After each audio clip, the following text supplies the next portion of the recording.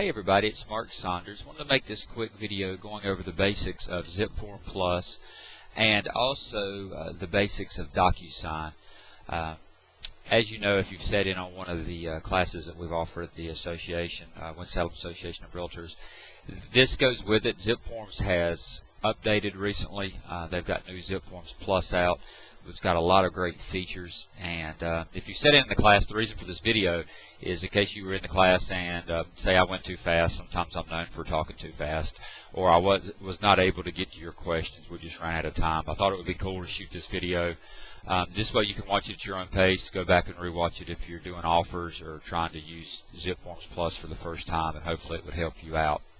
So there's a few housekeeping tips you want to do when you first sign in to your Zipforms Plus account.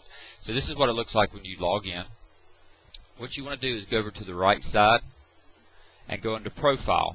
We're going to set a couple things in your settings. You only have to do this once, and then you're going to be then it'll be taken care of. But the reason for Zipforms Plus is the last version of Zipforms ran Java, and not to get too technical or anything, but Java's had some major security issues in the past where they were having to update it a couple times a week to make it secure. So Zipforms just decided to get rid of Java, go to a strictly cloud-based program like this, and so that's where Zipforms Plus comes from. Now, I have heard that they are going to discontinue the previous version of Zipforms, so if you're still using it, sorry about that, if you're still using it, then you want to try to start getting used to Zipforms Plus. I don't know what their time frame is, but they are planning on discontinuing that service. So this is one thing you want to do when you go into your settings, basic information, and then on the left you'll want to go over to settings and scroll down to the very bottom, and there's a box here that says always log in to Zipforms Plus. Once you're comfortable with Zipforms Plus, you've messed around for a little bit, and it's pretty easy software. You should pick it up pretty fast. You'll check this box, and then you won't even have to worry about going to the the older version of the software. It takes you straight into Zipforms Plus.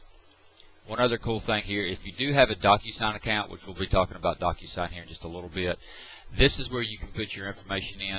Click it there, username and password, and it'll link the two accounts. So that way, whenever you're done with the document, you're ready to send them to a client, you just hit e-sign, send it straight into your Docusign account, and you're done. So one thing you can do on the transaction form here to help keep it organized, if you click the house, it gives you the transaction details. Here you can rename it however you want. You can select the type, residential, commercial, listing, purchase, lease. Pretty straightforward. You can add a photo if you like. I'm sure it would look good, but I don't have time to go in and add photos to all of these. And then you can click status. So, and this is really good for keeping you organized. There's a couple of good features about this. One is if you've done your template, it's already going to pull the certain things. So working with real estate agents, buyer agency agreement, offer to purchase, professional service, questions and answer on home inspections. So, and you can organize them however you want. This comes important when you're doing Docusign. And all you'd have to do to organize it, I've got these in the order that I want. I try to put them in order of the way the transaction goes. So the very first thing you would want is a right to represent buyer. But if you want to move it to second or third in the place, you just drop and drag once you click organize. Just like that, so you can keep it in order. The reason this is important, when you get to the point of you're ready to send it to Docusign, this is the order that they'll send it in.